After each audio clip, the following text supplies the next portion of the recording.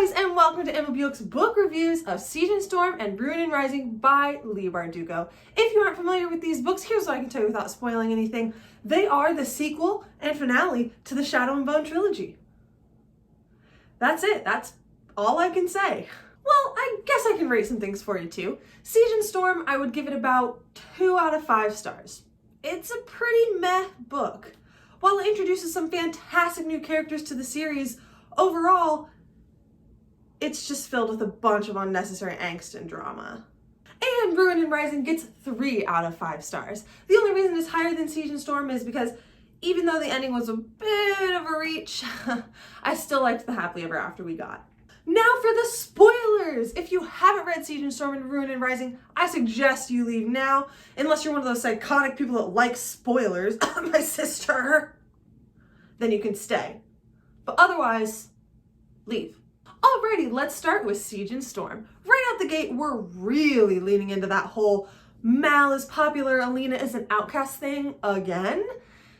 And I know I've expressed how much I hate this before, but I'm going to express it again because I hate this.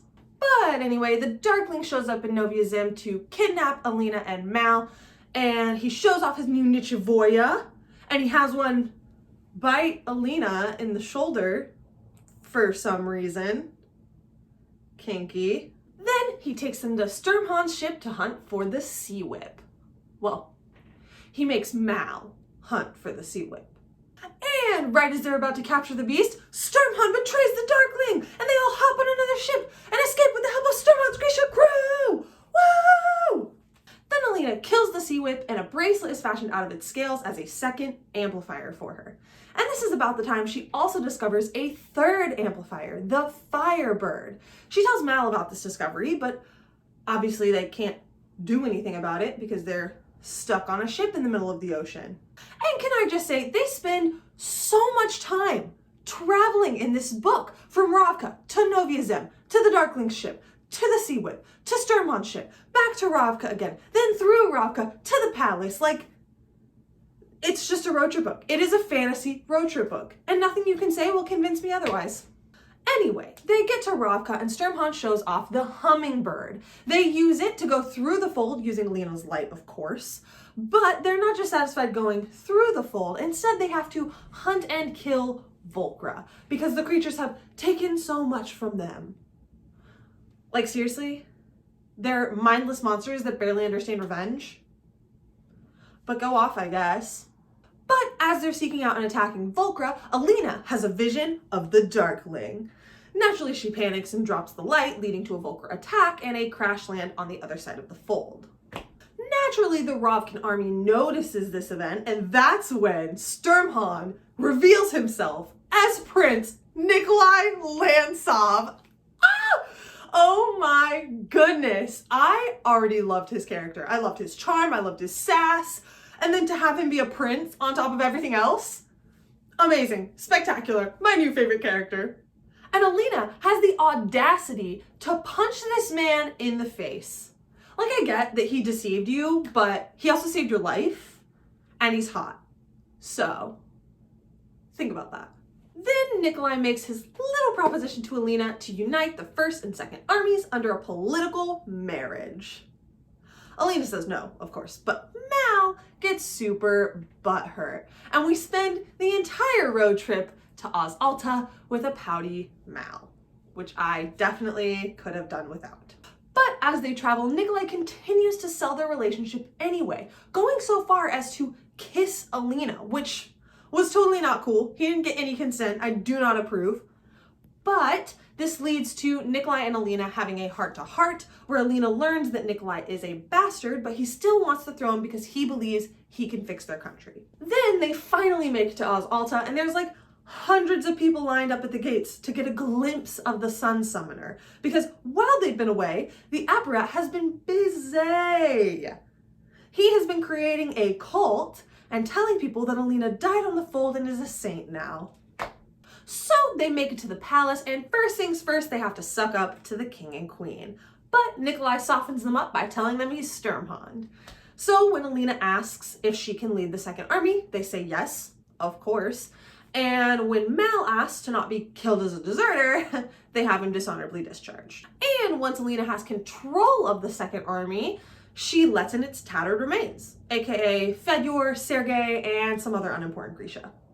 She then cuts a hole in the ceiling and tells them to either follow her or leave. Then, as any right-minded person would, she goes to take a nap. But before she falls asleep, she gets another Darkling vision. And while I know these are like really horrible for her and she thinks she's going crazy, I really love them and I cannot wait to see them in the show. I really hope they include them. Next, they start planning, and that's pretty much the rest of the book. Like, where's the Darkling? When will be the most opportune moment to attack him? And on Alina's side, where's the Firebird? And when can we start the search for it? Of course, more happens in the book. It's not just planning. Prince Vasily proposes to Alina. She says no. Alina has more Darkling visions. Mal leaves on a bunch of royal hunts.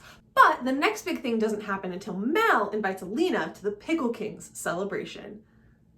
Why Leigh Bardugo chose to call this guy the Pickle King, I will never know.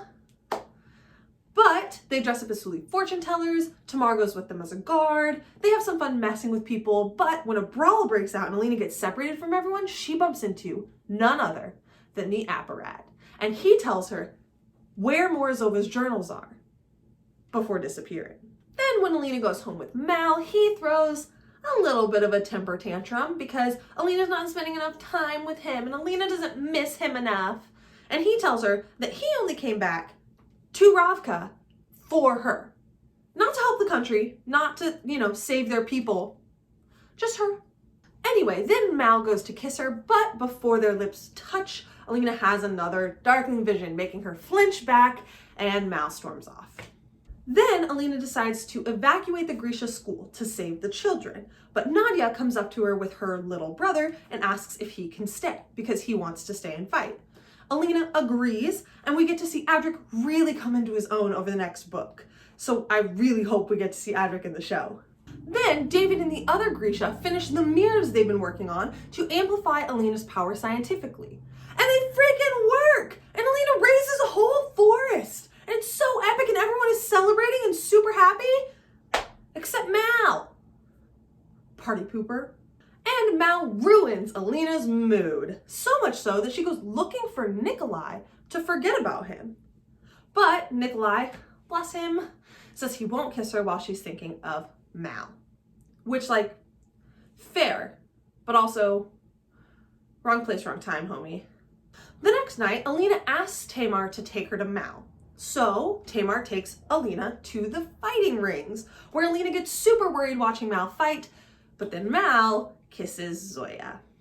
He realizes his idiot mistake as soon as he makes eye contact with Alina, and he chases after her, but they still can't make it work.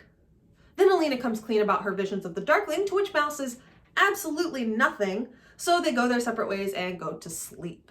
But that night, Mal comes to Alina, and they get a little frisky, before Alina realizes it's the Darkling appearing as Mal. Major violation. Naturally, Alina wakes up a little panicked, so she goes to find Tolya, Tamar, Mal, anybody, but she can't. So her idiot brain tells her to wander outside the palace gates. Tolya and Tamar thankfully find her before the zealous saint worshippers can tear her apart.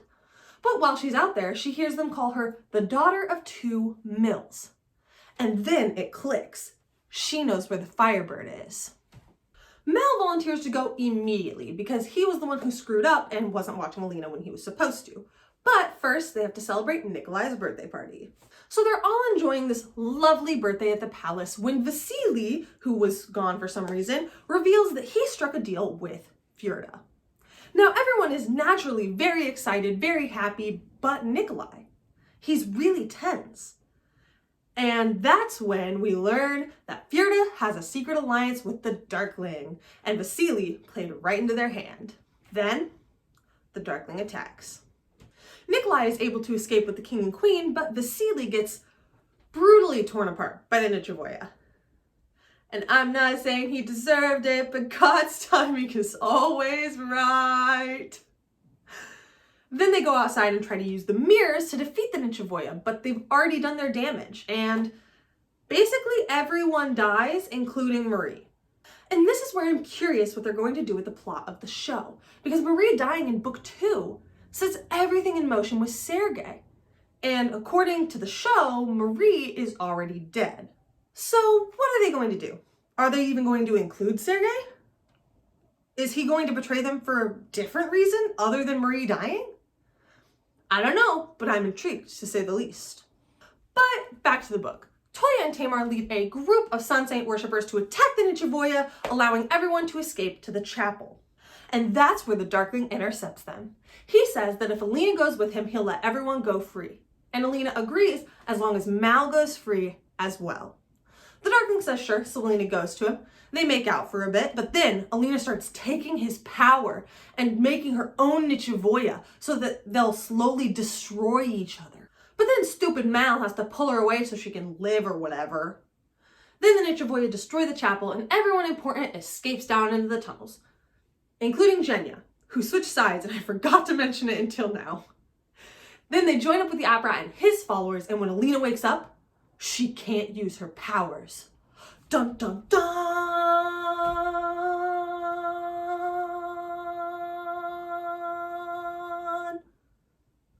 Dun. On to Ruin and Rising, and we pick up pretty much exactly where we left off. Alina is in the tunnels with all her friends that are still alive, and the Apparat is controlling her every move. He's telling her where she can go, when she can go there, who she's allowed to hang out with. He's like a manipulative boyfriend with none of the benefits. Alina performs at church services for the faithful, where they have to fake her powers with Inferni flames and mirrors. Then, one random day underground, Alina goes to study with David, and he sends her with a salve that goes to Genya for her scars. Remember? Yeah, you do.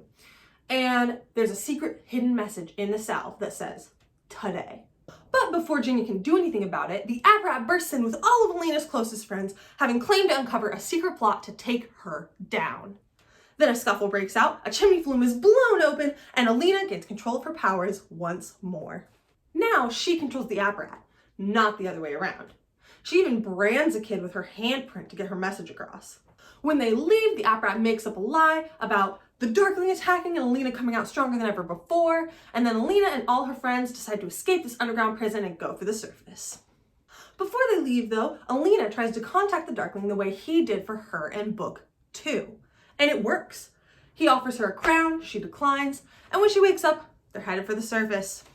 And we're back to the classic road trip portion of the book, where they travel for days and next to nothing happens to further the plot. Oh, except Zoya showing off her sound manipulation powers.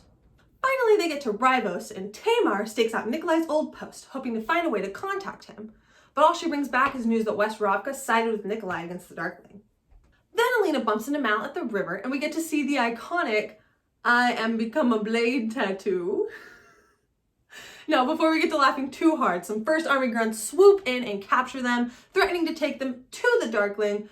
But before that happens, Nikolai comes in and saves the day! Of course he does, and he flies them all to his new hideout called the Spinning Wheel. Once at the Spinning Wheel, Alina tries to keep Genya's identity a secret, but when Sergei lets her name slip, Genya has to face the royal family.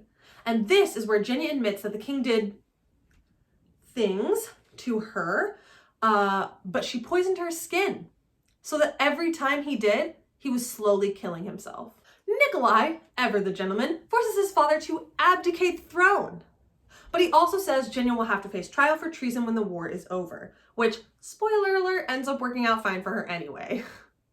But as the king is leaving, Genya says the iconic line, "I am not ruin, I am ruination."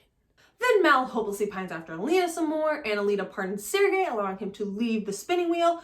Cut to training with Baghra. Ha! Cut. Get it? Anyway, Baghra tells Alina that she needs to cut the head off of a mountaintop with her light, and she quotes Morozova's journals. Alina makes a couple rudimentary attempts, and a crowd gathers, and they all start to place bets on whether Alina can do it. Then Mal saunters up and says Alina can cut the head off the further mountaintop. And Alina does it.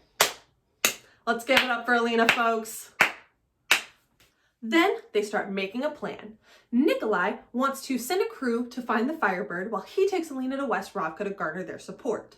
But before they can put the plan in action, Nikolai proposes to Alina.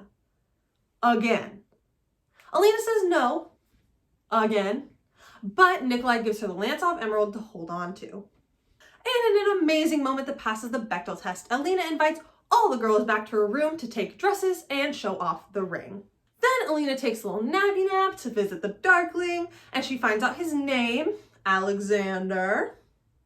They have a tiny spicy moment, but before Alina leaves, the Darkling brags that he has found a way to enter the fold and expand it with the help of David's inventions. Naturally, Alina panics, and when she wakes up, she gathers everyone for an emergency meeting to figure out if this is actually possible. David admits to leaving behind designs of a glass skiff that could be filled with light, but he says you would need Alina's light to make it work. That's when Alina comes clean about having a remnant of the Darkling's powers, implying that he might also have a remnant of hers, making this problem very probable. Alina also admits that she can see and speak with the Darkling in her dreams. Alina goes to Baghra with this information and asks about Morozova, and Baghra gives Alina the whole backstory. Turns out Baghra was Morozova's daughter, but she also had an Atkazatya sister that she accidentally murdered, as kids do. But Morozova brought her back to life, scaring their entire village and leading to his martyrdom, where he and his Atkazatya daughter were thrown in the river in chains. But Baghra believes they survived, and Alina starts to wonder if she might be a descendant of Morozova. She's wrong, of course, but it was a great theory. Then Nikolai proposes. Again. And Alina says no. For the third time. Man can't take no for an answer, can he? But then, right as they're about to leave on their separate missions, the Darkling attacks. Turns out Sergei gave them up. But the Darkling knows, since Sergei obviously played both sides at some point, can't be trusted, he tears the man limb from limb in front of everyone. He also cruelly turns Nikolai into a new shadow monster type thing. But Nikolai flies away before he can do any damage. Then Baghra comes up to confront her son, and she sacrifices herself to give everyone time to escape the spinning wheel. They fly the Pelican out, and Alina makes them invisible in the sky so they can't be spotted. Oh, and Adric loses an arm. As soon as they land, they decide to start hunting for the Firebird, and Mal starts tracking it through the mountains. Finally, they hear the bird. They chase after it, attempting to kill it, but the bird doesn't want to go easily. It dives for Alina. Alina almost falls off the cliff. Mal grabs her arm, and Alina realizes Mal is the last amplifier. They make their way back to their makeshift camp, coming clean to everyone about Mal, but Alina refuses to kill Mal to gain his power. But the crew down in their camp also has news. The Darkling moved on West Ravka and Karimson, where all the Grisha children were being held. Alina immediately dream visits the Darkling, and she sees that Bakin and Anakuya were murdered. She also learns that the Grisha children are being held hostage, and the Darkling says that she has to meet him in the fold in 5 days, or they'll be gone. When Alina wakes up, she starts making a new plan, and that is to turn her entire crew invisible, sneak the Grisha children off the skiff in the fold, get them to safety, and then kill the Darkling. But like all good plans written down in a book, it obviously doesn't go that way because they said it out loud. Things go well at first, but then Alina gets shot in the arm and everything dissolves into chaos. Alina finds out the kids were never on the skiffs and they were never in danger, and this whole plan was actually a trap. Things are going downhill fast, and Alina has to figure out what to do. Mal finds her, tells her to kill him, and she does. But when Alina goes to use her newfound power with all 3 amplifiers, she finds she doesn't have any. It went into every non-Grisha in the vicinity. They all work together to tear down the fold, and Alina stabs and kills the Darkling. And Mal miraculously comes back to life somehow. Alina tells all her friends to spread the news that she died on the fold, and they do. So Alina goes on to live a normal life with Mal running the orphanage in Karamzin. The Darkling and Alina's bodies are burned together on the pyre. Nikolai is kind of fixed, kind of not, but that's a problem for King of Scars. And Zoya, Jinya, and David are elected as the new heads of the Second Army, so every order is represented. Now, I don't know how they're going to fit all of that into only 8 hours of television, but I'm super excited to see how they do it, especially after their impressive success with season 1. I'm also very intrigued how the Crows are going to be involved in this plot. overall just very excited. But what do you think? What are your thoughts on Siege and Storm and Ruin and Rising, and what are you excited to see in Season 2? Let me know your thoughts down in the comments below. And don't forget to like and subscribe and hit that bell to stay up to date on all my upcoming videos. You also might have noticed this beautiful, absolutely fantastic First Army shirt, which if you like it, you can head over to my Etsy shop at BjorkBox and get yourself one. It will be in the Shadow and Bone box with a pair of Second Army gloves and a Grishaverse map. But that's all the time I've got for this week. Thanks for watching.